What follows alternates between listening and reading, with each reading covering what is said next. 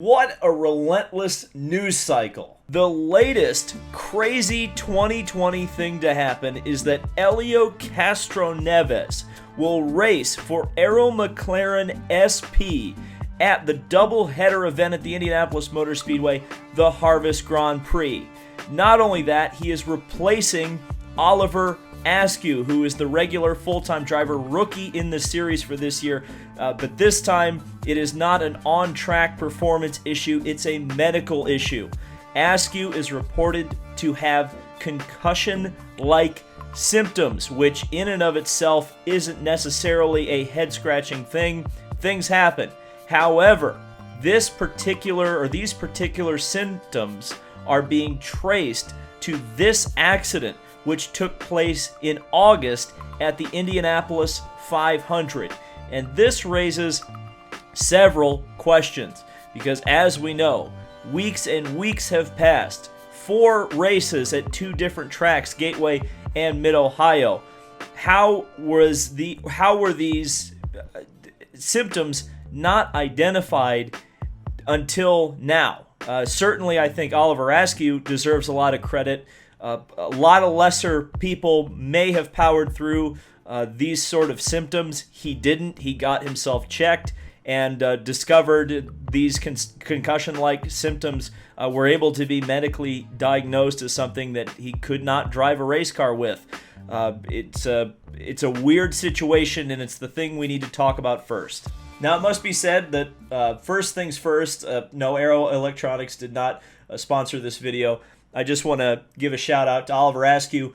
Get well soon, buddy, because we need to start this video by talking about you, because I'm very confused. This doesn't happen very often in racing, especially a series with the medical, especially safety record of IndyCar in terms of identifying and treating issues with drivers, injuries with drivers, especially the head trauma, which is something that, in a lot of ways, IndyCar, especially the kart safety team, pioneered. I'd highly recommend watching the documentary Rapid Response to kind of understand the history and how much pioneering went into the medical team, the safety team in IndyCar racing. This is the rare example where something somewhere has gone wrong, because the fact that a driver apparently, again, it's not 100% diagnosed that this is a concussion, but it's concussion-like symptoms, and therefore, if it quacks like a duck, it's probably a duck. And it's weird that this went undiagnosed for as long as it did. And again, concussions, again, one of the reasons they're so dangerous is because we don't know a whole lot about them. And I'm certainly not a doctor. I don't know a whole lot about them. It just seems extremely abnormal that something like this went for 4 entire races, 2 race weekends, I think almost a month between the 2 events before a diagnosis, any kind of a diagnosis was made. It certainly was a dangerous situation in hindsight for Oliver Askew to be racing those 4 races. And that, in and of itself, that is concerning, because that crash was a heavy impact. And certainly, I think when I remember when I watched it live, I was certainly worried about his health. And as it turned out, yes, indeed, he was injured in that crash. But it's definitely a head scratcher. Again, we're going to have to wait for details to come out as to where exactly the mistake was made or the miss was made. But it's not a good look. Thankfully, this usually is an outlier, and again, hopefully there weren't any issues that were created for this going untreated as long as it did.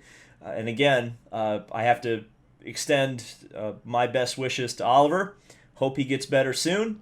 But we do have to talk about what's going on with the replacement for Oliver Askew, because it could have major implications down the line for IndyCar racing. And that replacement is Helio Castroneves.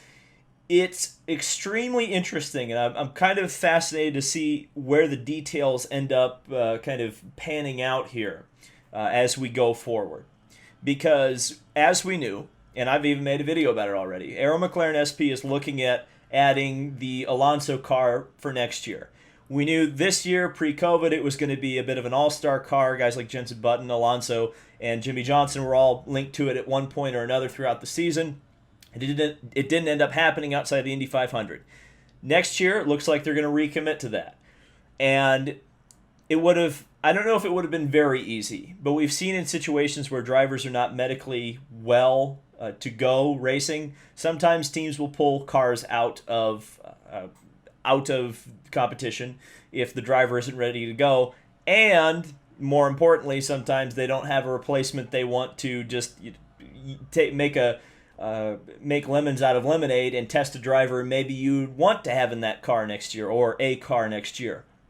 And so it's extremely conspicuous that it is Helio Castroneves getting this ride for the Harvest Grand Prix, because it says to me, and especially when it's on a road course, it says to me that they are looking at Helio Castroneves very, very seriously this weekend, because they want to see if they can work with him, and they want to see if he will gel well with the team, work well with Pato.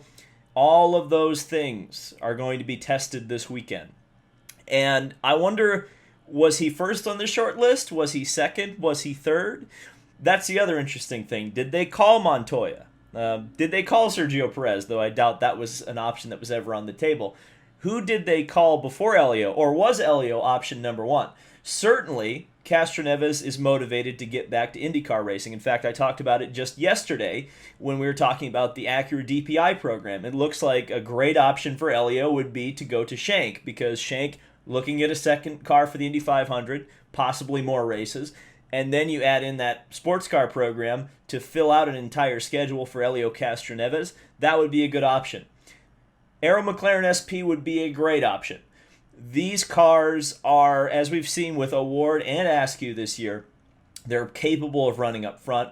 They were very quick at the Indianapolis 500. On par, let's remember, on par in a lot of ways. I will just say on par with the Penske cars. The top Chevy team by a country mile for so many years. Suddenly, you've got a second Chevy team that is in that mix.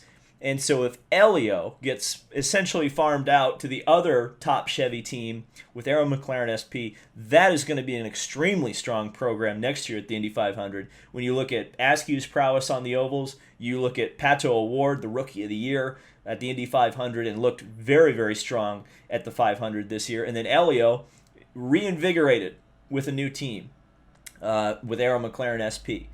So, I mean, unless something totally breaks down during this weekend, I think you're looking at Helio Castroneves taking, I guess we'll call it the 66 car for now, for next year. It'll be interesting to see how he does. Suddenly, the Harvest Grand Prix is this like preview of 2021. It looks like there's going to be someone new in the 26. Almost certainly it's going to be James Hinchcliffe, but there could be a surprise there. Sebastian Bourdais will be there as well, and now Helio Castroneves potentially getting a tryout at Schmidt-Peterson Arrow McLaren SP, whatever you want to call it now. Just a crazy, crazy week for NASCAR, IndyCar, NHRA, sports cars. It's all kicking off. Thank you guys for sticking with me and watching all this content, and I'm loving making it for you. Subscribe. Again, just hit 50,000 subscribers. That's unbelievable to me. Hopefully we can keep going. Let me know down in the comments what you think. Certainly leave Oliver Askew a note. He checks in on this channel from time to time, so it wouldn't surprise me if he reads all of your nice messages. Getting well soon. And then let's have some speculation. Do you think Helio Castroneves is going to go to Arrow McLaren SP next year? Certainly seems like that's a possibility right now. Thank you guys so much for watching, and we'll see you in the next video.